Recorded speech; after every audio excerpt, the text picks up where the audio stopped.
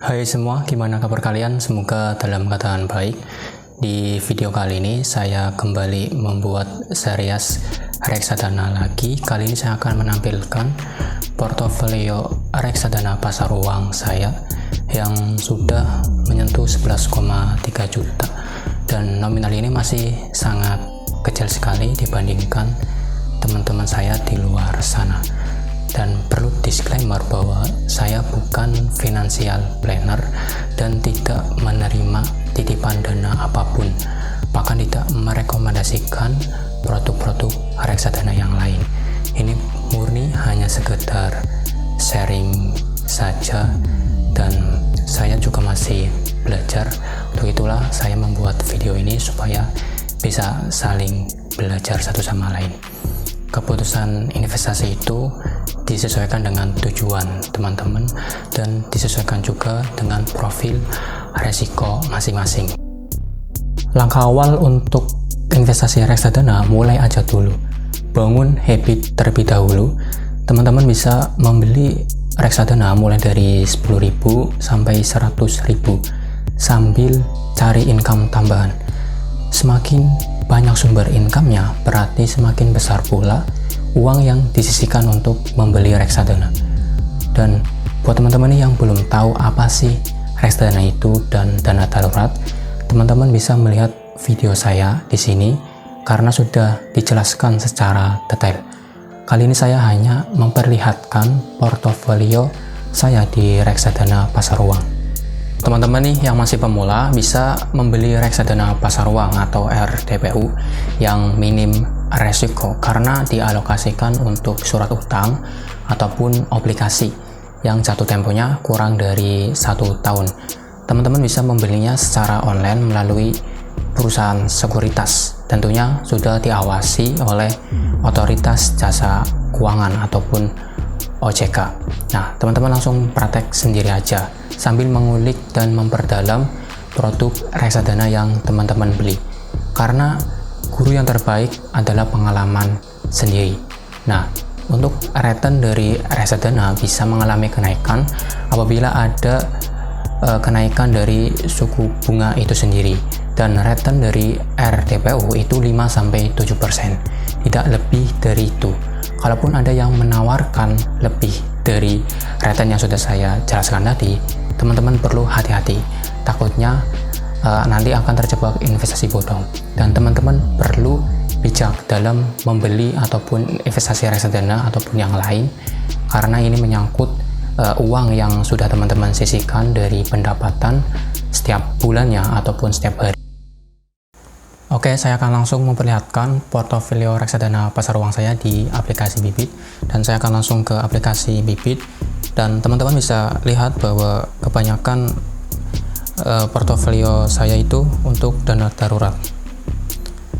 Nah, di sini untuk dana darurat, makanya saya memilih reksadana pasar uang karena jatuh temponya kurang dari 1 tahun dan untuk jangka pendek. Nah, sedikit informasi bahwa di aplikasi Bibit ini itu ada beberapa produk, ya, ada reksadana, ada SPN retail, kemudian ada obligasi, ada stable earn, dan ada saham. Dan kali ini saya hanya menjelaskan produk reksadana pasar uang. Nah, untuk saham itu sendiri saya juga ada portofolionya, cuman di beda aplikasi sekuritas.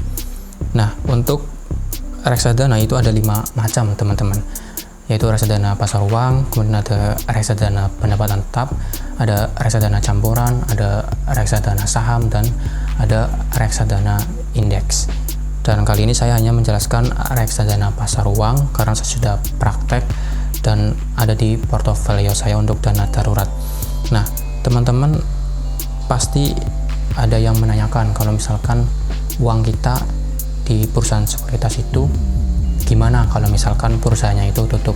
Nah, tenang aja, uang teman-teman itu tidak disimpan oleh perusahaan sekuritas, melainkan uang teman-teman itu disimpan oleh bank kustodian. Nah, teman-teman kalau mau melihat bank kustodian bisa cek di sini ya. Saya akan pilih produk reksadana dan saya pilih pasar uang.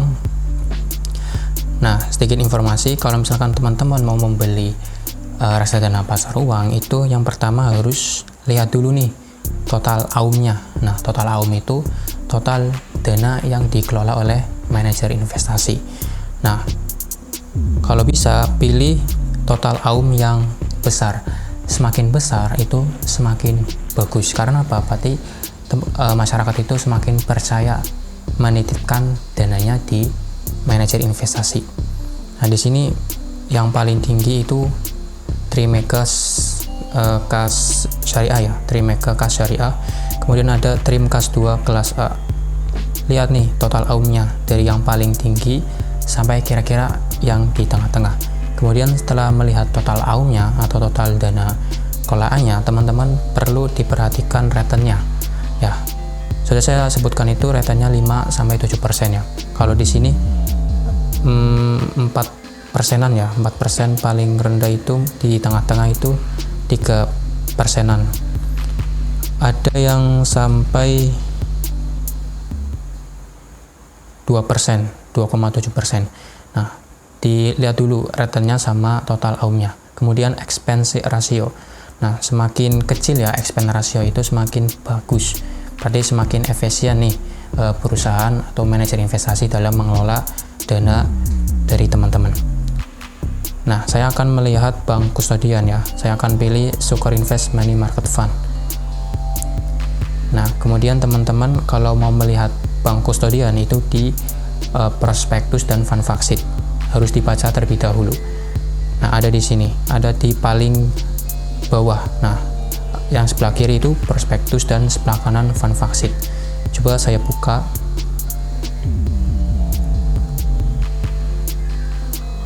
Nah, di sini diunduh.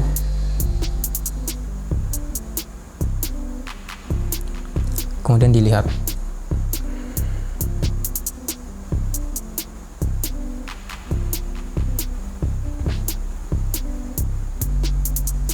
Nah, di sini teman-teman tinggal baca dari awal sampai akhir. Karena ini penting sekali menyangkut bank kustodian yang menyimpan dana dari teman-teman yang sudah berikan ke manajer investasi. Kalau misalkan prospektus sudah, teman-teman bisa mendownload dan membaca fund faksit. Nah, di sini teman-teman tinggal ulik sendiri. Perlu riset dan perlu membaca fund faksit dan prospektus untuk melihat bank kustodian. Kan kita mendapatkan keuntungan dari reksadana pasar uang. Cara melihatnya itu gimana? Teman-teman bisa melihatnya di perusahaan sekuritas ya, atau aplikasi sekuritas terkait. Kalau saya bisa melihatnya di aplikasi Bibit. Saya coba membuka aplikasi Bibit. Nah, di sini saya mau ke portofolio. Nah, di sini ada total return atau keuntungan yang sudah didapatkan selama 1 tahun ini. Nah, perlu diperhatikan bahwa keuntungan ini hanya berupa keuntungan di atas kertas. Nah, kalau misalkan saya menjual seluruhnya, itu berarti saya sudah mendapatkan keuntungan. Tapi kalau misalkan masih di dalam portofolio, saya hanya mendapatkan keuntungan di atas kertas karena belum dijual.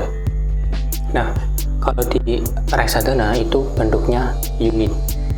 Kalau misalkan kita membeli berapa ratus ribu, itu ditukarnya dalam bentuk unit.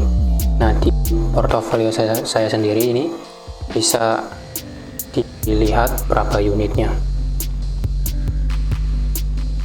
Nah, di sini ada keterangan jumlah unitnya, ada sekian. Nah, kalau misalkan kita membeli saham itu dalam bentuk lot, membeli 1 lot berarti 100 lembar saham. Nah, untuk mendapatkan keuntungan di reksadana itu dilihat dari pergerakan kenaikan harga setiap unitnya. Nah, dan ketika unitnya itu dijual, kita akan mendapatkan keuntungan di situ. Nah, teman-teman bisa melihatnya di aplikasi sekuritas seperti Ajaib atau yang lain. Atau teman-teman bisa menghitungnya secara manual atau bisa melalui website dan aplikasi Bloomberg. Tapi saya tidak akan mencontohkannya atau memberikan demonya. Nanti akan saya buat di video terpisah. Dan perlu perhatikan bahwa kita itu tidak akan kaya dengan cepat melalui membeli reksadana ataupun membeli saham. Teman-teman perlu bekerja, perlu mendapatkan penghasilan, income, bisa melalui usaha atau bisa melalui royalti dari buku, atau bisa dari konten kreator, atau bisa dari online course, bisa melalui bekerja sebagai pegawai, pekerja kantoran, atau sebagai buruh di pabrik. Intinya kita mendapatkan income, mendapatkan pendapatan, dan dialokasikan berapa persennya untuk membeli reksadana ataupun untuk membeli saham. Karena kita tidak bisa kaya dengan cepat. Semuanya itu perlu dengan proses, dan dengan proses kita tekuni, kita akan menuai hasilnya di kemudian hari. Seperti yang saya lakukan saat ini. Dan seperti biasa, kalau misalkan teman-teman merasa video ini memberikan manfaat, mengedukasi, teman-teman bisa like video ini. Tapi kalau misalkan video ini tidak bermanfaat, teman-teman bisa silakan dislike dan memberikan komentar yang tentunya mendukung. Dan selamat menonton video saya selanjutnya.